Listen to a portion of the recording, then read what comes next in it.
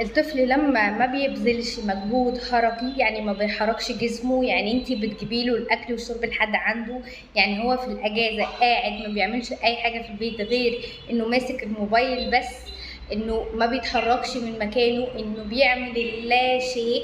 فبالتالي لما تيجي تقولي له فكر في الحاجه او حل الحاجه دي او شوف هتتصرف ازاي في الموقف ده، اكيد مش هيتصرف التصرف الصحيح اللي ممكن يعجبك. اكيد مش هتحسي انه طفل عاقل، او انه الطفل ده مثلا عنده 10 سنين ازاي ما بيتصرفش بالطريقه، ازاي مش قادر يفكر ويطلع لي حلول صحيحه للحاجه دي، ازاي انا ابني مش قادر يعمل كذا، ازاي ابني بيعمل السلوك الغلط الفلاني، ازاي انا شفته بيتفرج على الحاجه الغلط الفلانيه، ازاي كسول ومش راضي يشغل دماغه. كل الحاجات دي هتظهر لان هو قاعد ما بيتحركش، ما بيعملش اي حاجة مفيدة.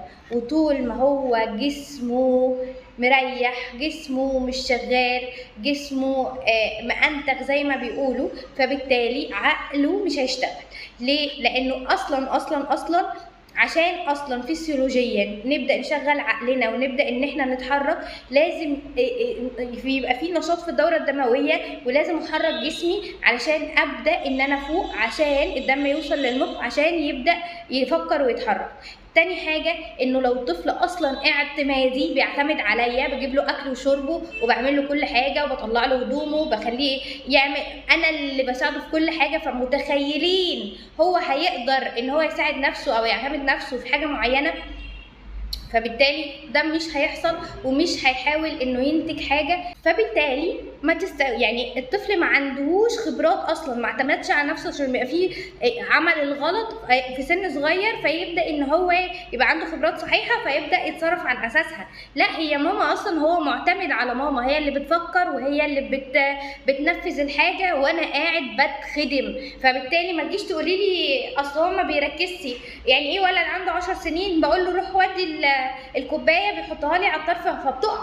ما هو انت عمرك ما طلبتي منه ان هو يحط كوبايه او ان هو يتصرف او ان هو ياكل ويشيل مكانه او ان هو اصلا يعمل لكم حاجه او ان هو يخدم نفسه في اي حاجه. فطبيعي انه يبقى ماسك فيكي وان هو لا انا مش هعمل حاجه، ولو عملها هتطلع بشكل غلط ومش هيعرف يعملها وهتقع منه الكوبايه او هيقع منه اي حاجه او مش هيعرف يتصرف. طبيعي ان انا لما اقدم له حاجه يعملها او ان هو بازل او اي لعبه يلعبها يقولك، او ان هو حتى يذاكر او يحل مشكله اكاديميه بالنسبه له يقولك حليه اعمليه. ليه؟ لان انت بتقدمي له الاكل والشرب. تمام؟ بيعتمد عليكي في ابسط حاجات ممكن يعملها في حياته. فبالتالي طالما انت بقى شايله ده وبتخدميني في ده، طب ما تعملي ده كمان، ما تحلي انت الواجب، ما تذاكري مكاني، مش عارف احلها اعمليها. تمام؟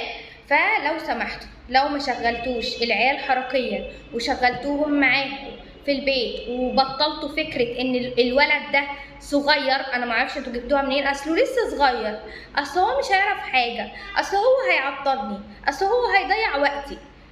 لو بطلتوا المبررات اللي ملهاش اي 30 لازمه وشغلتوا العيال في البيت وحركتوهم وخليتوا ان في انشطه على دي كمان، الولد هيبقى طالع ناصح، مش محتاجه ان انت توديه لحد تنميه مهارات ولا حد بتاع تركيز بتشتكي من الذاكره ولا بتشتكي ان هو مش شاطر في المدرسه ولا بتجري وراه عشان يذاكر ولا كل الحاجات دي. تمام؟ ولا انت حاسه ان انا لازم اقعد اعمل مجهود طويل قوي وكبير عشان نحصل دراسيا. انت مش هتحتاجي تعملي كل ده. زائد ان العيال اللي بتتركن والعيال اللي سايبينها قاعده على الموبايلات او بتخدموها، حتى لو مش قاعده على الموبايلات او بتخدموها وما بتعتمدش على نفسها ومش بتشاركوها في الامور الحياتيه، ما بتخليهمش يساعدوكوا ويروقوا معاكوا سواء بنت او ولد، بتخليهمش يساعدوكوا في البيت او ان هم يروحوا يجيبوا حاجات من بره، سواء بقى عشان خايفين عليهم، سواء بقى عشان انت عندك بسم الله ما شاء الله صحه ان انت تخدميهم وان انت تعملي كل حاجه، سواء ان انت ما عندكيش القدره او طولة البال ان هم يساعدوكي في البيت وتعلميهم ازاي يعملوا الحاجات دي، وان انت تعلميهم مهارات وتوديهم رياضه بره وتحسني وتشغلي دماغهم سواء في الاجازه او في الدراسه. كل ده هيعود عليكي انت بالسلب وهتطلعي طفل اعتمادي. بصي هيطلع عينيكي بمعنى الكلمه، هتلاقيه يعني بروط مش بيعمل اي حاجه. تاني حاجه خايب، شخص خايب ما بيعرفش يتحرك من غيرك. راجل كبير كده عنده 15 سنه، تمام، في مرحله المراهقه، ما بيعرفش يعمل اي حاجه في البيت، ما بيعرفش يتصرف في اي حاجه اصلا، ولا جوه البيت ولا بره البيت. بلس على كده بقى ان العيال دي في مرحله المراهقه بيطلع منها بلاوي، سواء بقى سلوكيات جنسيه، سواء سلوكيات غلط كتير، سواء انه يرد عليكي، سواء ان هو يشتم، سواء ان هو يمشي مع شله غلط. كل الحاجات دي لو انت مش مفهمه ابنك ومخلياه يعتمد على نفسه من الاول وبيتحرك، صدقيني محدش هيندم غيرك. فحركوا العيال، بطلوا الموبايلات اللي هم قاعدين عليها ليل ونهار، بطلوا تخدموهم 24 ساعه. العيال باظت، العيال فعلا باظت من كتر الركنه. الاجازه مش معموله نهائي علشان احنا نقعد في البيت، عشان العيال تقعد في البيت.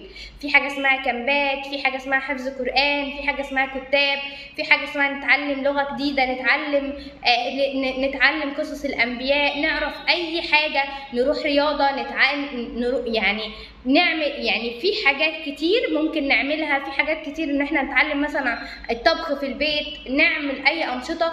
دوروا على الانشطه في اليوتيوب، هتلاقوا كميه انشطه وكميه خبرات لازم تبقى عندهم. العيال اللي هي خلاص كملت 15 سنه دي، طلعوها تشتغل مش عشان انتوا محتاجين الفلوس، تشتغل علشان تشوف البيئه بره عامله ازاي، عشان يكتسبوا مهارات اجتماعيه، عشان يعرفوا يتفاوضوا، عشان يعرفوا طبيعه الناس، عشان يعرفوا يعيشوا حياتهم. يا رب دايما بخير، ويا رب دايما اطفالنا بخير، ودمتم بخير.